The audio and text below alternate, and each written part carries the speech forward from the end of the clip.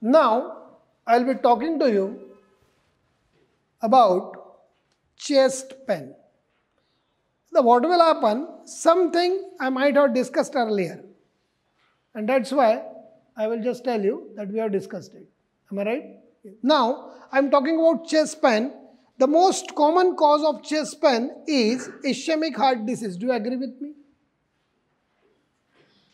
Do you agree with me? Above that is actually anxiety. I feel that. Are you with me? Anxiety is above IHD. You will get many people in the society telling you that, oh, chhati dukte. All they are the patient. Are they all the patients of ischemic heart disease? The answer is no. The answer is no. The answer is no. They are the patients of stress. And थोडी घाबरट पण असतात. शेजारच्याला कोणाला काही झालं की त्याला वाटतं आपल्यालाही होईल. हां.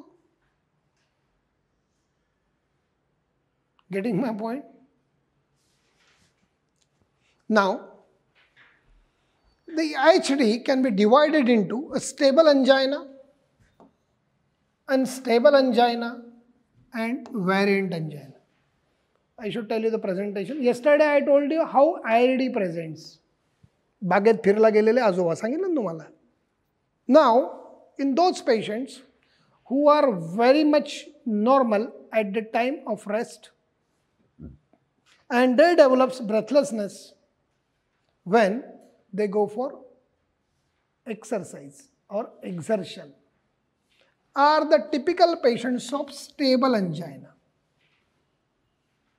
Are the patients of stable angina. Do remember, here angina is not stable, but the patient is stable. When patient is normal at the rest, but have chest pain on exertion, that is a case of stable angina. Now, second is unstable angina. What is unstable angina? Now, what happens? This is a atheromatous plug. Now, the part of the atheromatous plug get dislocated from the place and there is exposure of subendothelial tissue. And that is why the platelets start accumulating here.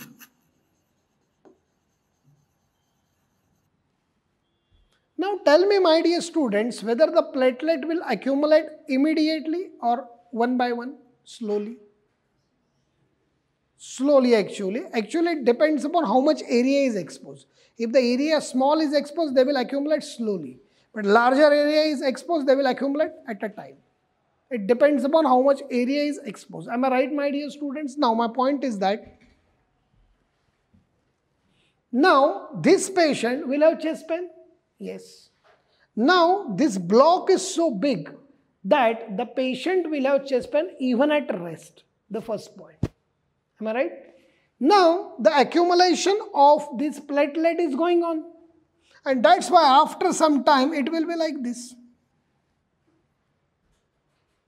Agree with me? Yes.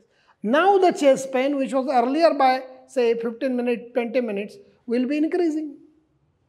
After some time, it will further increase. If the platelet accumulation goes on, it will further increase. And one point of time, it may block it completely. Now the patient will have acute myocardial infarction.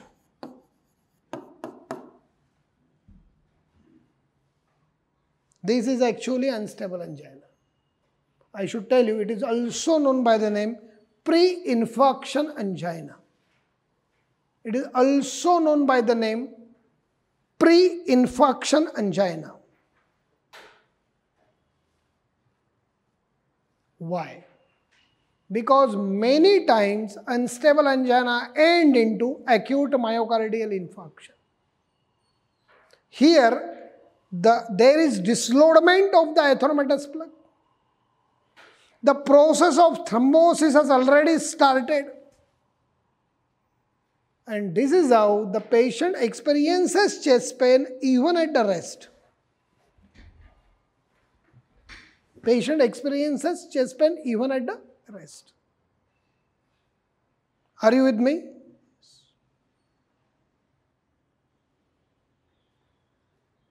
And this may end into acute myocardial infarction if not treated immediately. What is the treatment available to this unstable angina? What one should do? You should admit the patient immediately to the hospital where point is important, where PCI is possible. PCI means percutaneous intervention. That is, angioplasty is possible. Now he is thinking, Dr. Joshi, should we go for angioplasty in this case? The answer is absolutely yes. He may be asking, sir, why? Because you can save the heart. If infarction is there and thereafter you go for the angiography and angioplasty, the answer is very simple, already damage occurred. Here you are really saving the patient because still damage has not occurred. And that's why, do remember my words, PCI is a treatment of choice. If PCI is not available, then you are having two choices depending upon the obstruction. You may go with, if thrombosis is not complete, then you can go with the heparin plus nitroglycerin or nicorandil, depending upon the blood pressure of the patient. 160 is cut off. I will tell you in treatment of ICD and all that. If the thrombus has completely developed, that thrombolysis remains the option. But if you ask me, Dr. Joshi, what is a gold standard in unstable angina? The gold standard today is PCI. Percutaneous intervention, do it and save the patient.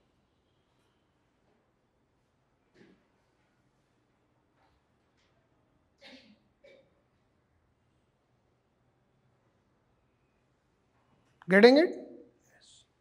What is most important is to recognize the patient at the time. What happens to the patient, I should tell you. I should tell you a story of a physician. माझ्या ओळखीचे जवळचे physician होते. संध्याकाळी रात्रीच्या वेळी 10-10:30 OPD संपून वर आले. नेहमीच्या शिरस्त्याप्रमाणे 10:30 वाजता जेवण केलं. कार्डिओलॉजिस्ट काय त्याचं डोकं म्हणावं त्यालाच माहिती, मला नाही माहिती, मला नाही आवडणार असं. पण ठीक आहे, 10:30 वाजता जेवण केलं, 10:30-11ला जेवण केलं. नंतर बाबाची सवय म्हणजे टी व्ही पाहत बसणं. स्वतःला ढेरी वगैरे व्यवस्थित. वय वर्ष 53. किती? 53. Himself is cardiologist. That is most important.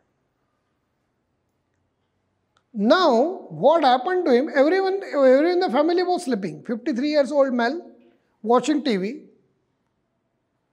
त्यांना असं स्वतःला असं जाणवलं की आपला डावा हात दुखतोय साला. आणि तो बरोबर या मधल्या बोटापासून असा रेडिएटिंग पेन आहे. Typical pain of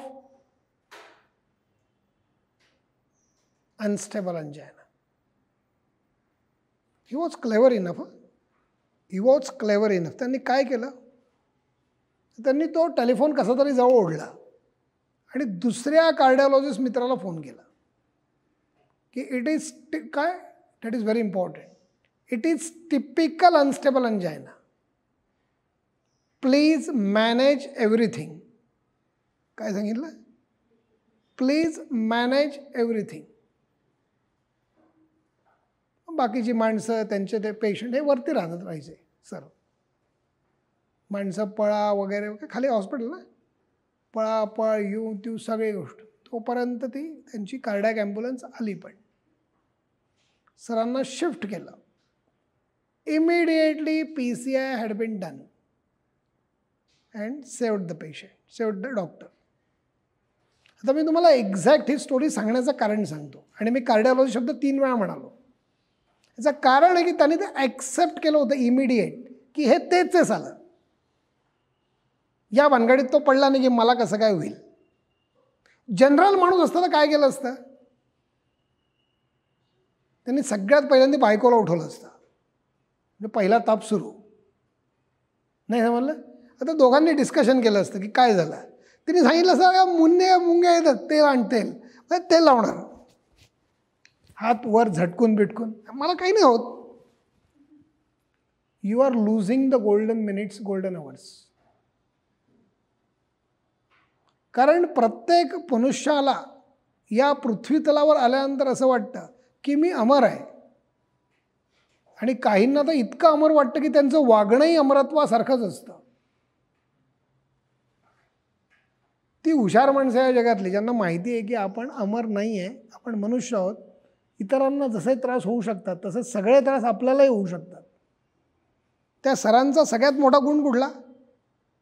he immediately accepted the thing and within no minutes त्यांचे जे जवळचे मित्र होते की ज्यांच्याकडे PCIची सगळी व्यवस्था आहे, त्यांना त्यांनी बरोबर फोन केला की तू सगळ्या तयारीने ये. एकदम टिपिकल काय आहे? अनस्टेबल अंजायना आहे, मला स्वच्छ दिसतंय वाटतंय. त्यांनी असं त्याला सांगितलं, अरे जरा येतो का माझ्याकडे, मला जरा तपासून घे, मला बहुतेक काहीतरी वेगळंच वाटतंय. No. What was the call? Unstable angina. मला स्वतःला, मी बेडवर बसलोय, TV बघतोय हॉलमध्ये, तर तू पटकन सगळी व्यवस्था कर, manage all things. All things म्हणजे काय? तर माझ्या खालच्या लोकांनाही तूच कळव, मी कळवणार नाही, कारण मला स्टेबल राहणं आवश्यक आहे. काय आलं असतं ते घाबरले असते तर हार्टचा रेट वाढला असता. हार्टचा रेट वाढला असता तर कोरोनरी परफ्युजन फर्दर कमी झालं असतं आणि 4 मिनिटांनी 5 मिनिटांनी कोलॅप्स व्हायची होती, तर आत्ताच कोलॅप्स झाला असतं. तो कोलॅप्स झालाच नाही शेवटी, त्यांना इमिडिएट PCI केलं गेलं. 95% block. Now the third, you got the stable angina. Now I should tell you the difference between stable and unstable. Here is also obstruction, but this obstruction is a small obstruction. It is so small that at the time of rest, whatever the myocardial need is that is being completed. But when the patient go for exertion, there is increased need. That increased need is not completed. This is stable angina. In unstable angina, atheromatous plug is already broken. The process of thrombosis has already started, but it is happening slowly. By God's grace, you are getting time to treat. You are getting time to treat. But it is ever increasing and may terminate into acute myocardial infarction. This is unstable angina, where patient is highly unstable. Here patient is highly stable. हे patient दवाखान्यात येणारा regular patient आहे, हा तो इमर्जन्सीत भेटणारा बाबा आहे. Getting it? Yes. Now third is variant angina. Variant angina has nothing to do with atherosclerosis, a very important sentence.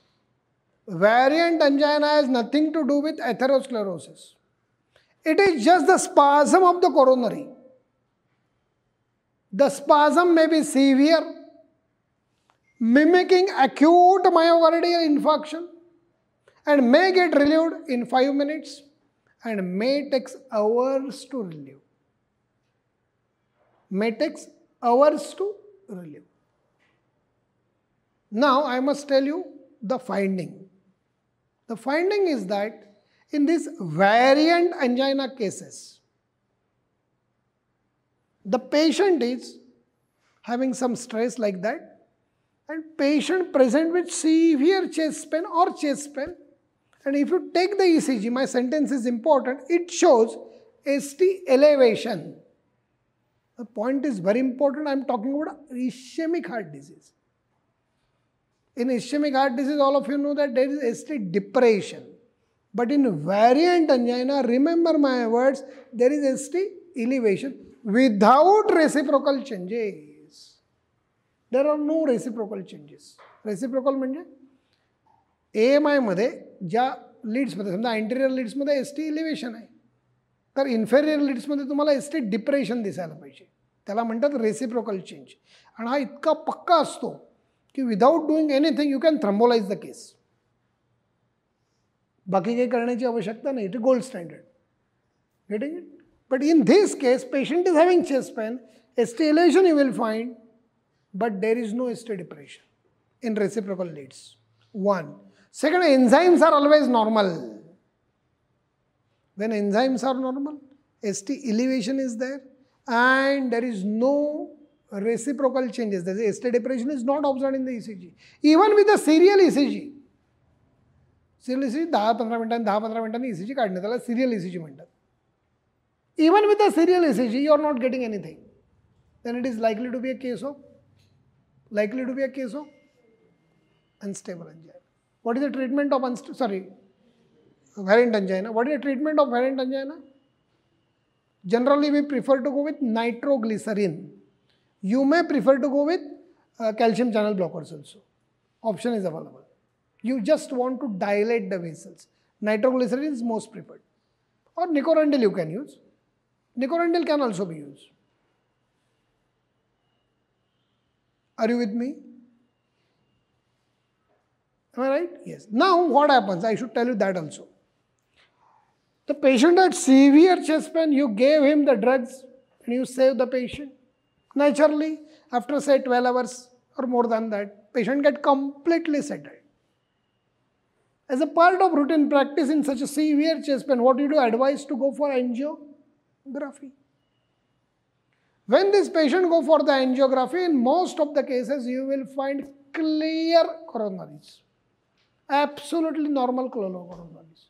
Rather, when you find absolutely normal coronaries on angiography, you confirm that it was variant angina.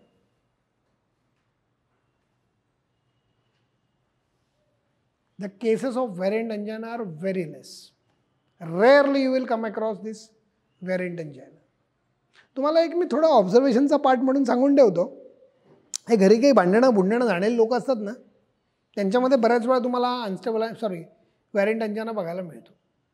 मला ते आमच्या 43 वर्षांची एक शहा नावाची बाई आठवते तुमच्याशी बोलत असताना. ती म्हणजे ॲडमिट झाल्यावरही ते घरचंच भांडणं चालू होती तिची ICUमध्ये पण. मला इतकं वाईट वाटत तिचं की काय हिला असं वाटतंय का की आपण अमरपट्टा घेऊन आलो आहे. 7 चिरंजीवी आहेत फक्त. हा 8वा असेल तर माहीत नाही. नाही समजलं तुम्हाला? 7 लोक असं मानले जातात की हे लोक मेलेले नाही आहेत. हनुमानापासून तर त्या अश्वत्थाम्यापर्यंत असे 7च लोक आहेत. त्यांना चिरंजीव म्हणतात. चिरंजीव म्हणजे काय? चिरजीव म्हणजे मरणार नाही तो. बाकी आपण 8 नंबर तुझं नाव आला का नाही ना, मग तू आपलाच आहे, इकडे. तर ते तिकडचं घरचं भांडण, तिकडे त्या लोकांना शिव्या देणं, काय काय बडबड करत मेरे को वो तकलीफ हो रही है, ओ कहाँ गया उसको बुला, ठहर मैं कल आती हूँ घर को, देखते हो उसको. अरे तिला आम्ही सांगायचो तुम्ही शांत बसा, तुमचं इकडे तुमको मालूम नहीं क्या हुआ है. अरे तू गेली तर काय होईल, काय सगळं इथेच राहील ना ताई. शी वॉज सो इरिटेटिंग की ते मला कठीण वाटायचं. काय बिंडोक बाई, ते घरचं भांडण इथे चाललं होतं. बुला उसको, बुला. काय बुला, कशाला बुला, मराला बुला. Now the chest pain of IHD and the chest pain of AMI are different. This is very important sentence. Intensity significantly changes. Intensity significantly changes. I am talking about typical acute myocardial infarction, where my sentence is important, where the patient puts the hand like this, another hand like this, and आमच्या शिंदे सरांच्या भाषेत सांगतो तुम्हाला, माझं काही खरं नाही sir. ऋतुपर्णे Shinde sir आहेत ना, ते आपल्याकडे बऱ्याच वेळा आपल्या हायपरटेन्शनच्या लेक्चरला, ECGच्या लेक्चरला शिकवायला येतात. जस्ट मध्ये गंमत म्हणून. ते बाकीचं सगळं मी शिकवतो, पण त्यांना हौस आहे शिकवण्याची, मला त्यांना बोलण्याची हौस आहे. तर सर आले की ते तुम्हाला हे नक्की सांगतात. काय सांगतात सर? जर पेशंटने म्हटलं की माझं काही खरं नाही, तर शंतनू समजून द्यायचं खरंच काही खरं नाही आहे. Are you getting my point? When the patient himself is telling you like this, typical आहे, सर पूर्वी कधीच नाही दुखलं सर असं, न भूतो न भविष्यती, भूतो असता तर आजचा दिवस नव्हता, आजचा आहे म्हणजे उद्या तर काहीच नाही ना. नाही समजलं तुम्हाला? अरे पूर्वी असं झालं असतं तर आजचा दिवस दिसला नसता. आज होत आहे म्हणजे उद्याचा काही संबंधच नाही ना बाबा. न भूतो न भविष्यती. असं दुखतं ते छान मस्त एकदम प्रेमाने. तो पेशंट सांगतो सर असं ओढला जात आहे ना, आणि कधी कधी तो बोलतच नाही, त्याचा तो आकारच बघतो थापकन पडतो खाली. पडलेला पेशंट सगळ्यात जास्त रिस्की, कारण तो पंप फेल्युअरमध्ये आत्ताच आहे. पेशंट जर छाती दुखून पडला खाली तर समजून जायचं पेशंटचं हार्ट आत्ताच अडचणीत आहे. He will give you very less chance to treat. Negative outcome याची शक्यता खूप जास्त आहे. पटकन पल्स बघ त्याची चालू आहे का नाही. कुठली बघशील पण कॅरोटिड्स बघायच्या, काल बोलून झालं आहे आपलं. नसेल पल्स, श्वसन नाही आहे तर CPR मारा पटापट. Am I right? Yes. Presentation is very important. Second important thing, in acute myocardial infarction, patient will have vomiting. Patient will have vomiting. It's must. It is there. And profuse sweating. किती? तर त्याचं बनियन जर काढलं ना तर पिळून काढता येईल. Just to understand, I am using the words.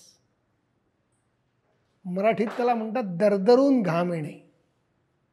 आणि त्या चेहऱ्याकडे बघितलं ना की चांगल्या डॉक्टरला सेकंदा क्षणात लक्षात येतं की हे काही खरं नाही.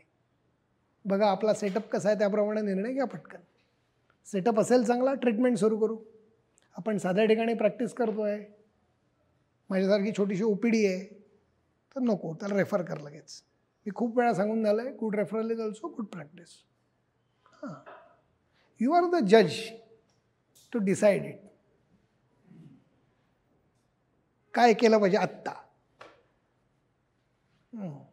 I right. तिसरी गोष्ट काय तिघे सांगितलं, प्रोफ्यूज स्वेटिंग, दरदरून घाम येणं, vomiting and severe chest pain never experience before. काय वाक्य बोललो मी? Never experience before. न भूतो न भविष्यती. भविष्यती मॉडर्न मेडिसिनमध्ये म्हणत न भूतो एवढं मान्य आहे, पूर्वी कधी अशी वेळ ना झालेली नाही, आज शेवटचा आहे. आणि नाव why there is vomiting in acute myocardial infarction. वेळ फारच फास्ट जातो वाड्या, मला काही कळत नाही. इतक्या लवकर नको जायला ना वेळाने. चला 5:30, थोड्या वेळाने 5:30 होतील, जोशाचं कीर्तन बंद होऊन जाईल. Why there is vomiting in this case my dear students? Do remember a very simple thing. Very simple thing. There is common innervation of vagus nerve, 10th cranial, that is supplying to the heart, and the same is supplying to the stomach. And that is the reason when the severe chest pain starts, it stimulates at one place and also stimulates at another place. And that's why this vomiting doesn't repeat. If acidity is there, the vomiting will repeat, because acidity is a major differential that I will tell you some case. Are you getting my point? Are you getting my point? Yes. एक vomiting होतं पेशंटला, दरदरून घाम येतो आणि छाती दुखत असते, severe. Should be shifted immediately. काय काय देशील त्याला? पहिल्यांदा ॲस्पिरिन डिस्पिरिन देऊन टाका पटापट.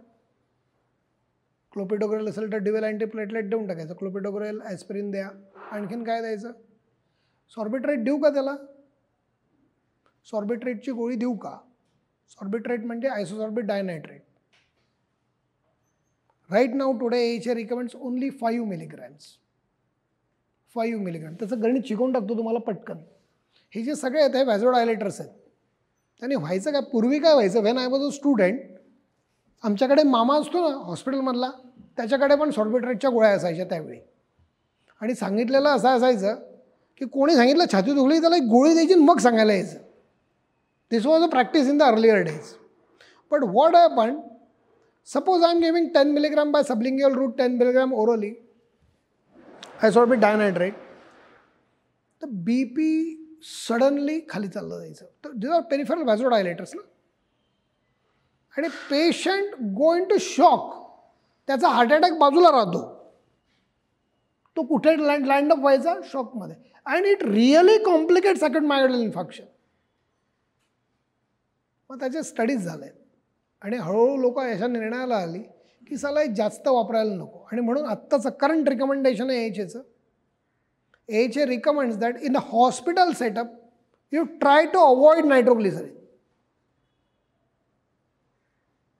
नायट्रेट्स वापरू नका इन हॉस्पिटल सेटअप. आणि इन त्यांच्या भाषेमध्ये ते म्हणतात आउट पेशंट डिपार्टमेंट, म्हणजे OPD आपल्या भाषेमध्ये.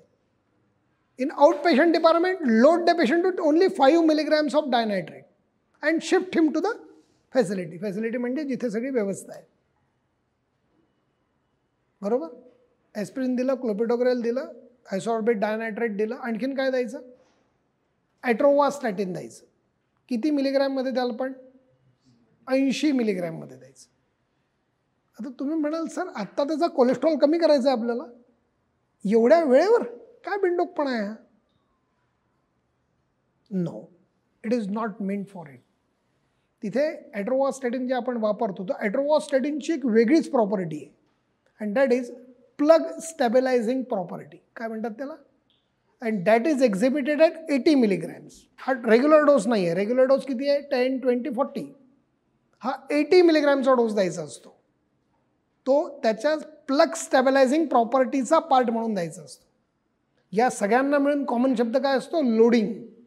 ही जी 3-4 औषधं मी सांगितली यांना सगळ्यांना मिळून काय म्हणायचं, लोडिंग. आणि लोडिंग देऊन पेशंटला पाठवायचं. बरोबर आहे. ब्लड प्रेशर कमी करायचं का नाही, जनरली ब्लड प्रेशरला हात लावायचा नाही, कारण ते वाढलेलं आहे त्या परफ्युजन करता. तू जर ते कमी करून टाकलं तर परफ्युजन फर्दर कमी होऊन जाईल. तेव्हा ब्लड प्रेशरला हात लावायचा नाही, लोडिंग करायचं आणि शिफ्ट करायचं पेशंटला. ठीक आहे. मी AMIमध्ये परत बोलेल. मी आता तुम्हाला फक्त काय सांगतोय, चेस्ट पेनचं प्रेझेंटेशन सांगतोय. APD. APD stands for acid peptic disorders. Acid peptic disorders, the most common thing in this country because of our great food habits. We are the people eating spiciest diet in the world. सगळ्यात जास्त तिखट खाणारी लोक होतो आपण, including myself. हां, तरी माझं जेवण साधं असतं, पण जॉनच्या दृष्टीने ते पण फार तिखट असतं. नाही समजलं. एकदा जॉनला, माझा भाऊ तिथे त्या अमेरिकेत राहतो, लहान भाऊ, त्याला काय ते प्रमोशन मिळालं. 150 जॉन त्याच्या हाताखाली कामाला होते. जॉनला त्यांनी सांगितलं की जॉन, आपण सगळ्या जॉनला मिळून पार्टी देऊ. तिथे कुठेतरी गेले, तिकडे त्यांनी ते उत्तप्पे फित्तप्पे मागवले. आता उत्तप्पा आपल्या दृष्टीने किती युजलेस प्रकारे माहिती नाही सगळ्यांना, मला फारसा आवडत नाही म्हणून मी म्हणालो. तर त्याच्यात ते थोड्याशा मिरच्या येतात की नाही त्या, आणि ते आपलं काय असतं त्याचं नाव, ते रसम सारण काय म्हणतात त्याला, ते जॉन खायला लागले. अरे जॉननी डायरेक्ट रुमाल, इट्स टेस्टी म्हणे जॉन. काय म्हणे, इट्स टेस्टी. जॉनला जमेच ना ते खायला. मला काय सांगायचं ते लक्षात घे. त्यांना एवढंही तिखट सहन होत नाही. त्यांना हसू नका, ते GIT अल्सर्सनी मरत नाहीत. आता APD, coming back to my APD. आपल्याकडे most common misdiagnosis of AMI is APD or misdiagnosis of APD is AMI. Are you with me. पेशंटला असतो ॲसिडीचा त्रास, समजलं मला काय म्हणायचं आहे, आणि आपल्याला वाटतं त्याला चेस्ट पेन होत आहे. का होतं रे असं, सांगून टाकतो तुम्हाला. स्टमक असं तिरपं आहे, बरोबर, असं तिरपं मारलं आहे, बरोबर, आणि इथे हा डायफ्राम आहे, याच्या वर लगेच हार्ट आहे. इथे डायफ्राम आहे, इथे हार्ट आहे. कळतं आहे का मी काय म्हणतोय. आणि खाली काय आहे, त्याच्या लगेच स्टमक आहे. आता जर गॅसेस झालं तर काय होईल, ते स्टमक वर दाबलं जातं असं, आणि ते डायरेक्ट डायफ्रामला दाबतं आणि त्याचा चेस्ट पेन जनरेट होतो. आणि म्हणून 2-4 ढेकर आले की त्याला बरं वाटतं. बरोबर आहे काय. हो. आता कन्फ्युजिंग काय आहे, the confusing points are the patient of APD will have vomiting. Yes, the patient of APD will have chest pain. Yes. Generally the patient do not have profuse sweating. अशी शक्यता फार कमी आहे की त्याला ॲसिडीचा त्रास होतो आणि दरदरून घाम आला आहे, अशी शक्यता जरा कमी आहे. तर दिस इज अ मेजर डिफरन्शियल. आणि दुसरं मी असेल तर मी विचारेल त्याला काय खाल्लं. हे विचारत असताना मला एक केस आठवली, ती सांगतो 5 मिनिटांनी. पण दॅट वॉज मिसडायग्नोसिस. सांगतो मी 5 मिनिटांनी. एक पहिली केस सांगतो. शकूर खान म्हणून माझा जवळचा मित्र आहे, हे एकदम कॅरेक्टर आहे. तरी रात्री फोन केला मला, रात्री. माझ्यापेक्षा मोठा ॲक्च्युली 4-5 वर्षांनी. पण तो फोन किया. तर फोनवर तिकडनं काय म्हणतोय बघा. शंतनो, मेरे सीने में बहुत दर्द है आज. ऐसा है शकूर, क्या हुआ? कुछ नहीं, बहुत तकलीफ हो रही है. क्या खाया आज? कुछ नहीं, नॉनवेज तो मैं खाता हूँ, तेरे को मालूम है. बट सवेरे में क्या हुआ, मैं एक मिसल खाया था और बीच में 5 बजे कुछ पाव भाजी भी खाया था और शाम को तेरे को मालूम है. नाही समजलं? आता काय असेल याला सांगा बरं तुम्ही. 34 वर्षाचं वय होतं तेव्हा त्याचं, ज्या दिवशी ही घटना घडली. जुनी गोष्ट आहे. 34 वर्ष वय, छाती दुखते म्हणतो. सकाळी मिसळ खाल्ली आहे, संध्याकाळी पावभाजी खाल्ली आणि संध्याकाळी रात्री जेवताना व्यवस्थितपणे दाबून नॉनव्हेज जेवला असेल. मी आधीच सांगतो तुम्हाला. रात्री मला फोन केला त्याने 1:30 वाजता. त्याला काय सांगितलं मी, त्याला म्हटलं तू एक काम कर, पहिल्यांदा गरम पाणी पी. मी फोन चालूच आहे माझा. गरम पाणी पी, मला एक 10 मिनिटांनी फोन कर काय झालं म्हणून. जर तुला थोडं बरं वाटलं तर झोपून राहा, म्हणजे क्लिनिकला आहे, मला यायला लागेल. त्याने गरम पाणी पिलं आणि त्याची उलटी होऊन गेली. त्याला काय आलं, उलटी झाली. आता तो बरा झाला. आता ही स्टोरी एका बाजूला. आता दुसरी एक स्टोरी सांगतो, ती सिरियस आहे. The person was a professor of physiology. This person, second person, very fond of cricket. Very fond of cricket. ते रात्री त्या मॅचेस चालतात ना, 1:30-2 वाजता काय असतात का मला माहीत नाही, मी तर पाहतही नाही कधी. पण ते मॅच पाहत होते, मॅच. आणि काय म्हणतो त्याला, आयुष्य रसरसतेने जगणारा माणूस. तर रात्री 2 वाजता भजे गेले. काय गेले, भजे गेले. कशाला, मॅच पाहायला, मजा करायला. भजे बिजे खाल्ले. मॅच काय हरले जिंकले काय माहिती. पण 4 वाजता सकाळी झोपे गेले आणि सकाळी 9ला उठले. कितीला उठले, 9ला. 9ला उठल्यानंतर त्यांना असं लक्षात आलं की आपल्या छातीत दुखत आहे. रात्री भजे खाल्लेले 2 वाजता. फिजिओलॉजीचे प्रोफेसर आहे माणूस स्वतः. समजलं तुम्हाला. छातीत दुखलं, भजे खाल्लेले, उलटी झाली. तर घरातले सगळे लोक असं म्हणत आहेत, तुम्ही कशाला रात्री जागरण केलं, त्यात भजे खाल्ले, हे असा त्रास होतो. त्यांनी स्वतः त्यांच्या मोठ्या मुलीला सांगितलं की ताबडतोब गाडी काढ आणि ते तिकडे राहिले, पुन्हा हॉस्पिटलला चल. मुली म्हणे कशाला, काहीच बोलू नको, ताबडतोब हॉस्पिटलला चल. मुलीने गाडी काढली लगेच. सर बसले. तिथून त्यांनी त्यांच्या स्टुडंट, यांचे स्टुडंट खूप असतात, त्या स्टुडंटला फोन केला, सगळं तयार ठेव. टिपिकल अनस्टेबल अंजायना मला वाटतोय, आल्यावर बघतो. स्वतः प्रोफेसर. काय ते गेल्या 10-15 मिनिटात तिथे पोहोचलंय. त्या स्टुडंटला सांगितल्यानंतर अशा वेळी स्टुडंट फार भारी असतात. ते तिथेच उभे असतात दाराशी, सगळं सोडून. सर आले, रिसिव्ह केलं त्यांनी. ताबडतोब ECG घेतला. दन इलेव्हेटेड. चला वा ॲडमिट. लगेच angiography, block, angioplasty. Saved the patient 100%. Again 95% plus block. 2 blocks were there. This is the doctor again. This is the, actually history इतकी टिपिकल आहे. हिस्ट्री इतकी टिपिकल आहे की माणूस म्हणाला ॲसिडिटीच असली पाहिजे, APDच असेल हा. But himself knows the thing की तसं नाही वाटत आहे.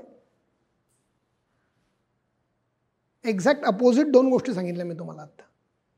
शकूरच्या केसमध्ये काय होतं, तर APDच होतं, त्याला उलटी होऊन बरं वाटलं. पण त्याचं एज फेवरेबल होतं, 34. आता हल्ली हेही वाक्य म्हणणं कठीण झालं आहे. हो, मी तुम्हाला एक केस सांगेन. HD मध्ये सांगतो तुम्हाला. पाणीपुरीवाल्याची केस आहे ती. Got a APD now clear. 2 cases I explained to you. Case is very important. Otherwise हे तर पुस्तकात लिहिलेलं आहे. Pericarditis is a rare possibility, but do remember when the patient is complaining of a chest pain, a boring type of chest pain, my sentence is important. After the history of LRTI or URTI, after the history of LRTI, URTI, patient is complaining of the chest pain, but boring type of chest pain. My words are very important. What I am telling you, boring type of chest pain चा अर्थ असतो त्याला आठवलं की दुखतं, कामाला लागला की परत गायब होऊन जातं, परत थोड्या वेळाने त्याला आठवलं की परत दुखतं. असं जर होत असेल पेशंटला, स्पेशली श्वसनाला त्रास होत असेल, श्वास घ्यायला लागला की दुखतंय, then you should think out pericarditis. In many cases of pericarditis, you will get non-specific ST elevations. You will get non-specific ST elevations. आता पेशंट बसला आहे समोर,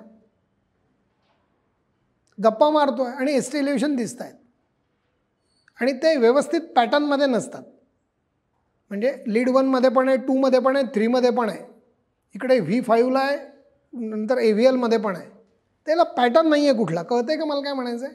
असं ऑड पॅटर्नमध्ये आहेत. ते समजून जायचं की हे काही हार्ट अटॅकचा संबंध नाही आहे. मग काय येतं आहे? It is लायकली to be पेरिकार्डायटिस. मग काय करशील अशा वेळी? काय करशील तर त्याचा 2D इको करायचा. काय करायचा? 2D eco. त्याच्यात आपल्याला फ्लुइड दिसेल. आता ते खूप जास्त असेल तर ते लोक पेरिकार्डिओसेंटेसिस करतात, कार्डिओसेंटेसिस करतात आणि जनरली डायरेक्ट सांगू टाकतो, जनरली अँटीबायोटिक द्यायचं आणि वेट करायचं 5 days. ते बहुतेक वेळा त्याचं रिझॉल्व्ह होऊन जातं. आणि दुसरा गावठी विषय सांगू का? हा पेशंट जर गावाकडे असता तर याचा ना 2D इको झाला असता ना काही, त्याला त्याच्याच गावठी डॉक्टरनी, गावठी म्हणजे जनरल डॉक्टरनी त्याला अँटीबायोटिक देऊन टाकलं असतं आणि तो तिथेच रिझॉल्व्ह झाला असता.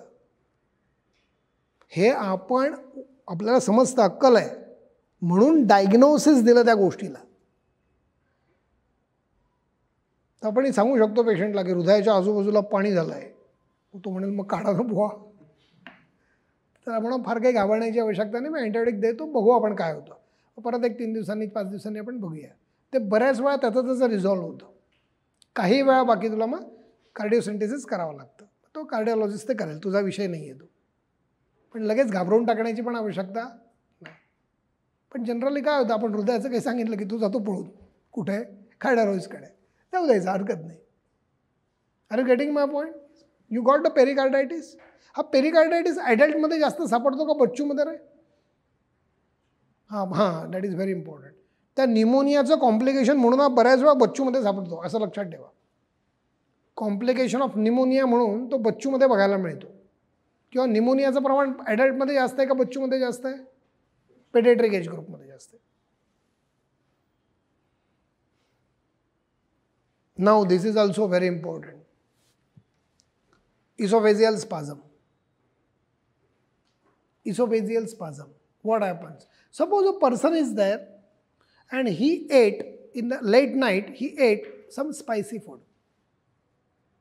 And in the morning, he wake up, go for the brushing of the teeth, and thereafter he took water. And just when he took water, he felt that here there is severe pain. Does it happen? Yes, it happens many times. Even with some of you, you may have experience of it. It is because of that spicy food has created some irritation, inflammation at the lower end of the esophagus. Now this lower end of the esophagus is guarded by lower esophageal sphincter. It is guarded by lower esophageal sphincter, LES. It is here. ह्याच्या खाली घेऊन झालेलं आहे. त्या spicy फूडमुळे सगळा लाल पडला आहे.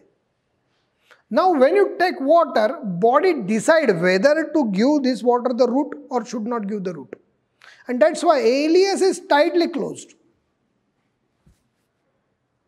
पाणी तू टाकलंय खाली, ते अडकलं झालं इथे, आता खाली जात नाही आहे आणि तुला वाटतं छातीवर झालं ना, आता काय होईल, पुढच्या 2 मिनिटात हळूहळू हळूहळू हे ओपन होईल, म्हणजे पाणी चाललं जाईल. आता जर हा माणूस सेन्सिटिव्ह असेल तर तो येईल दवाखान्यात बोंबलत, सकाळी छाती दुखत होती, पाणीही पिल्या जात नव्हतं. Are you getting my point? Yes. But it is not directly related to chest pain, because the region what he will tell you will be epigastric region. That will be epigastric region. It is not typically the left side of the heart. Really the heart is on the left side? Really the heart is on the left side? No, heart is a retrosternal organ. Heart is it is behind the sternum. ते थोडं डाव्या बाजूला आहे, that is ते चुकीचं आहे असं नाही, पण आपल्याला जे वाटतं वो दिल इधर है असं नाही आहे, दिल इकडे आहे, सेंट्रली येतो. Pulmonary embolism, one very important thing I am going to tell you, there must be some predisposing factor for pulmonary embolism. First and the most important thing. What do you mean by pulmonary embolism? Yes. A blood clot is going to obstruct the pulmonary artery. Very simple. Am I right? Yes. And naturally it will create a chest pain and all those things. Am I right? But to develop that, something should have happened in the body. असा रक्ताची गुठळी तयार तर झाली पाहिजे. And that's Y there are 5-6 important predisposing factors that should be considered before declaring this pulmonary embolism. And I should tell you, surgery or obese patient can generate a fat embolism. Especially abdominal surgery or obese patient can generate pulmonary embolism, fat embolism. Second, disseminated CA, pasarlela cancer. A cluster of cell may form embolism. Cluster of cell म्हणजे गोळा, सेल्सचा गोळा. Cluster of cells may form a embolism in disseminated CA, पसरलेल्या कॅन्सरमध्ये. Getting my point? Second point. Third point, crush type of fractures. चेंदा-मेंदा झालेला fracture. Again, the yellow bone marrow can act as an embolus. Yellow bone marrow from the crush fracture may act as an embolus. Then, the patient who delivered and was a patient of PP, placenta previa. Placenta previa is low-lying placenta, where the uteroplacental vessel open and a clot of the blood develops there, and the clot may suck into the systemic circulation and can come to the pulmonary vessels. Pulmonary embolism due to low-lying placenta, PP. And sometimes, as I already told you, sometimes the patient is of peripheral vascular disease or DVT, deep venous thrombosis, and he is going for massage. That can also lead to pulmonary embolism. Now, if you go in detail of pulmonary embolism, you may find that some patient may not give you time to treat. They लगेच मरता. And in some patient, you will get increasing breathlessness. The patient in whom you are getting the increasing breathlessness are good patients, because you are getting time to treat, and warfarin is a drug of choice. You can use warfarin. Dabigatran can also be used. Getting my point? Yes. But in the patients where you are not getting the chance, the CPR remains the option with fruitless attempt. तो patient कधीही वाचत नाही, म्हणजे मी तरी बघितला नाही कधी. कुठला तो सडन झालेला. तुम्हाला ती पहिले सर्जरीची केस सांगतो मी, एक फार सुंदर केस होती. I was working there with a surgeon as a student like you. आणि त्या दिवशी काय आमचे सर म्हणजे खतरनाक होते. जुना सर्जन होता हा माणूस. हे सगळ्या प्रकारचे ऑपरेशन करायचे. जुने सर्जन खरं खतरनाक असायचे. म्हणजे ते रिनल पण बघायचं आहे, जनरल सर्जरी पण बघतात, आणि त्या गायनाकोलॉजीचे त्या दिवशी हिस्टेक्टॉमी केली होती मास्तरनी. काय केली होती? MS general surgery gone for 20 years back it was common आहे. मी काही वेगळं सांगतो तुम्हालाच नाही. Specialization was there but not so spread.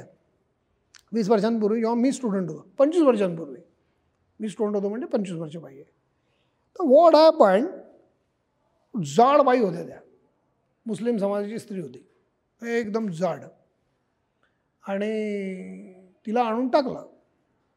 एक दिवस गेला, तिला आम्ही सांगतोय जरा घुमणं आहे, कशाचा काही तो हालतच नाही प्राणी, तर घुमणायला आमची गोष्ट आहे. 3 दिवस झाले, 3 days शी वॉज इमोबलाइज्ड. सर तिसऱ्या दिवशी आल्यानंतर ओरडून गेले की तुम्ही मूर्खात वगैरे वगैरे, काही होऊ शकतं केसमध्ये, तुम्ही हलवा तिला. आमच्याकडे नर्सिंगचं कॉलेज पण होतं त्या इन्स्टिट्यूटमध्ये सरांचे. तर मी आणि 2 त्या नर्सिंगच्या मुली, मी आत्ता बराच मोठा दिसतोय तेव्हा मी असं छोटा दिसायचो, आम्ही तिघांनी मिळून त्या एवढ्या मोठ्या देहाला प्रार्थना केली की तू हल्ला पाहिजेस. तिला मी सांगितलं की आम्ही आपको चलना है आज, और चलना बहुत ज़रूरी है, नहीं तो कुछ भी हो सकता है. तर तिने काय माझी रिक्वेस्ट म्हणून तिने ऐकलं. आता तो एवढा मोठा देह आणि तो 2 छोटे देह हे चालले आहेत. आता हे जनरल वॉर्डमध्ये होती ती केस, असे मध्ये ते पलंग लावलेले आहेत, ती तिकडनं उठली आणि येते इकडे. मी नर्सिंग स्टेशनला मी बसलो आहे. ती आली अशी हळूहळू चालत चालत, ती मला मधून आवाज देते, मेरे से चला नहीं जा रहा है. नहीं नहीं आपको तो चलना ही चलना है.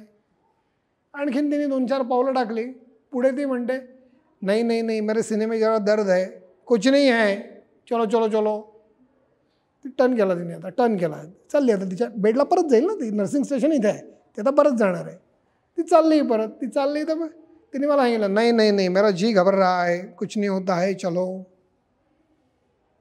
आता तिने मला आवाज दिला जोरात. तिने मला सांगितलं नहीं अभी नहीं चला जा रहा है. श्वास लागतो असं ती म्हणाली, त्याला हिंदीत काय म्हणाली काय माहिती, पण ती जोरात म्हणाली आणि ती पडली रे.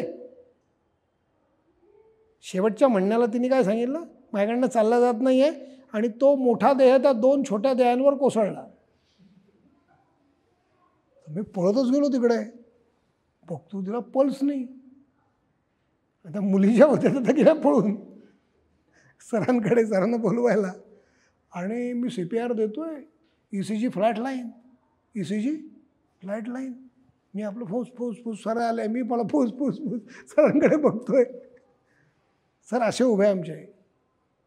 म्हणून तुला सांगितलं होतं मी, काय म्हणायचं, निर्विकार चेहरा त्या माणसाचा, सरांचा. म्हणून तुला म्हणत होतो मी तिला हलव. He knows it's pulmonary embolism. ती गेली, ही नोज इट. मी प्रयत्न करतो कंटिन्यू कंटिन्यू शंतनू. ते आमच्या सरांना कोणी विचारणारं नव्हतं तिथे, तो बेकास प्रकार होता.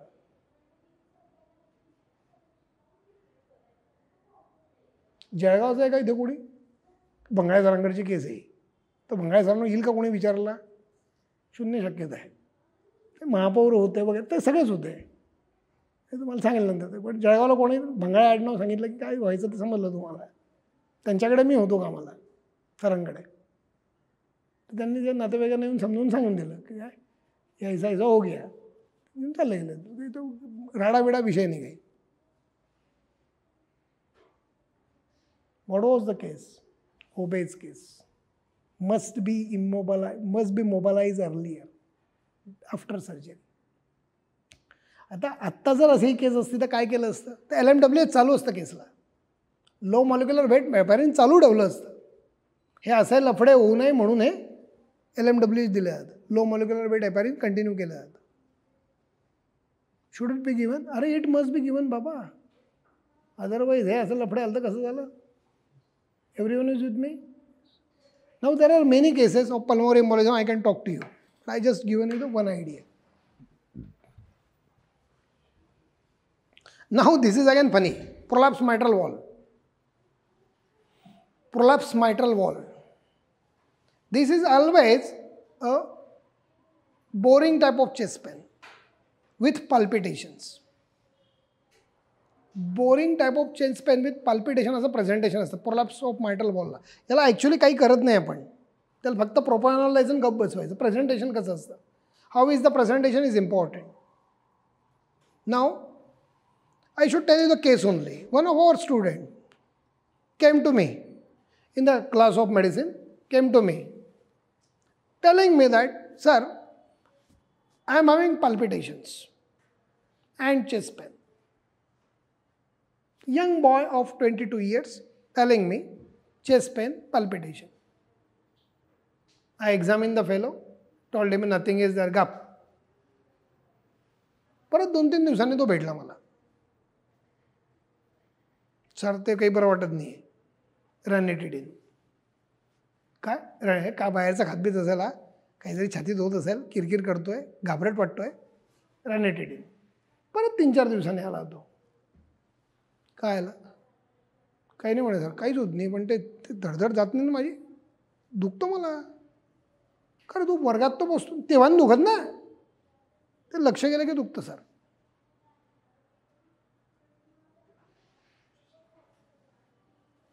टुडे इको चेस बिस केला आम्ही, त्याचं ECG काढला असेल, nothing was that. Then today इकोमध्ये बाकी बाबांनी लिहून पाठवलं, इट्स मायट्रल प्रोलॅप्स. त्याला म्हटलं ठीक आहे, कार्डिओलॉजिस्ट ओपिनियन घेऊन घे बाबा.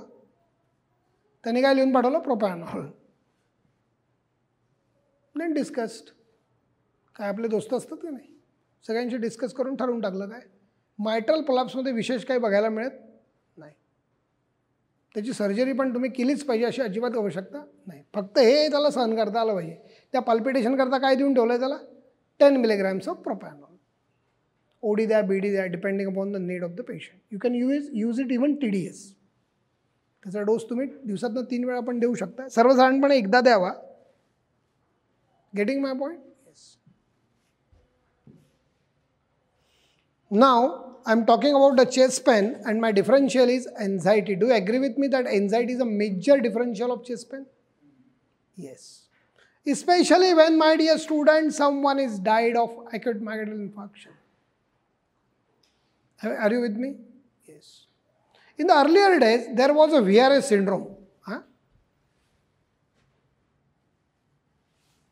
VRS, Voluntary Retirement Scheme. Am I right? Yes. ते लोक काय करायचे? 55, 54, 50 retired. When a person is planned retired, all of you know in Indian society, मुलाचं लग्न, मुलीचं लग्न, मुलाची नोकरी, बाबा मोकळे. This is a general Indian scenario. General middle class family. In this case of VRS, what happened at the time, 2008ची गोष्ट सांगतो मी तुम्हाला. ते 2008ला भरपूर मोठ्या त्या स्कीम आल्या होत्या, गव्हर्नमेंटच्या होत्या, या लोकांच्या होत्या. त्यात लोक रिटायर व्हायचे. रिटायर झाला बाबा, पैसे खिच्यात, 8 दिवस बरं वाटतं रिटायरमेंटला. आता मुलं त्यांच्या कॉलेजला चाललंय, मुलगी तिच्या शाळेत कॉलेजमध्ये काय असेल ते, बायको तिची बिझी ऑलरेडी कुठे स्वयंपाक खोलीमध्ये. समजलं मला? या बाबाकडे कोणी लक्ष देत नाही. त्याला असं वाटायचं आपण डिव्हॅल्यूड झालो आहे. मग इकडे तिकडे फिर, हे कर ते कर, रिकामं ना, आता पैसे आहे खिच्यात. आता त्यात कोणी मेलं बिलं, यांनी सगळ्यात स्ट्रेस तयार होतो. या सगळ्या गोष्टींमधून स्ट्रेस तयार होतो. त्यात कोणी गेलं, उडालं की याची छाती दुखायला लागायची. भरपूर केसेस केल्या मी तेव्हा. सुरुवातीला काय व्हायचं माझं, मी त्याला समजावून सांगायचो की काही नाही आहे तुला, ECG नॉर्मल आहे वगैरे. पण हळूहळू असं लक्षात आलं की हा जो दुसरीकडे जातो, दुसऱ्या डॉक्टरकडे जातो, आणि तो त्याचे सगळे इन्व्हेस्टिगेशन करतो. आणि इन्व्हेस्टिगेशन नॉर्मल की त्याला पटतं काय काही नाही आहे. Are you getting my point? And from that day I have decided, when you know that anxiety is the cause of his chest pain, counsel the patient, no doubt about it, but go with the investigation. A negative investigation is essential to get rid of the anxiety. तुम्हाला समजलं? तुम्हाला समजलं मी काय म्हणालो? Yes. If any person who got heart attack in around a relative or a good friend, this anxiety component suddenly increases. And do remember, empty mind is devil's workshop. Empty mind is devil's workshop. मला कोणीही म्हटलं की मी लवकर retirement घेणार आहे तर मी म्हणतो तू करणार काय ते ठरव. रिटायरमेंट घ्यायची काहीच अडचण नाही, पण तू काय करणार आहे ते ठरवतो. म्हणजे काही नाही, मग रिटायरमेंट घेऊ नको, तू मरून जाशील. हां, असंच आहे. Empty minds is devil's workshop. तू काही नसेल काम तर ते बेकार काम असतं. You will come to know all this things in your OPD. Costochondritis. What is this costochondritis? Superficial bilateral chest pain, typically happening in the rainy season. Especially when the patient is taking breath, it increases. Costochondritis. Superficial, patient तोंडाने सांगतो, छाती वरून दुखते. Am I right? Yes. What is the option to it? Treatment? You can go with NSAID. Best option is steroid. Within 5 minutes you will get the relief. 5-10 minutes. It is immunological. Costochondritis is immunological. Superficial bilateral chest pain. Typically in the rainy season you will get many female patients in it. See, immunology is active in females असं लक्षात ठेवा. More active. त्याचे बरेच उदाहरणं मी तुम्हाला सांगू शकेल. फिमेलमधली immunology जास्त अडचणीचं असते. ऑटोइम्युन डिसीजेस यामध्ये पण तुम्हाला यू विल फाइंड इट. अशी जाड बाई असते ही सर्वसाधारण, आणि पावसाळ्याच्या दिवसांमध्ये येऊन सांगते की छाती दुखते डॉक्टर, श्वास घ्यायला लागला की छाती दुखते. काही नसतं त्याला. Don't do anything. What to she अर्जल विल टेल यू की खाली नाही वर दुखते छाती. मला म्हणायचं बरगड्या दुखतात असं म्हणतात पेशंट. This is typical costochondritis. The real answer is a shot of Dexa or tablet of Dexa.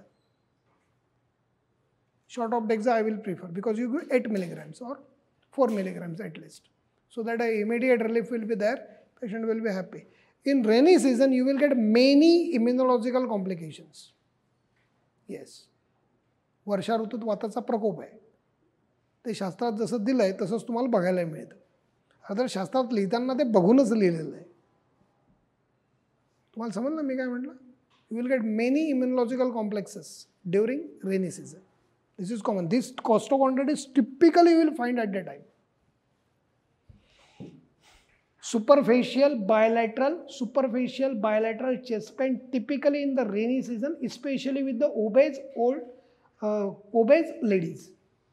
असं वाक्यच लिहून ठेवा म्हणजे बरोबर लक्षात येईल. थँक्यू.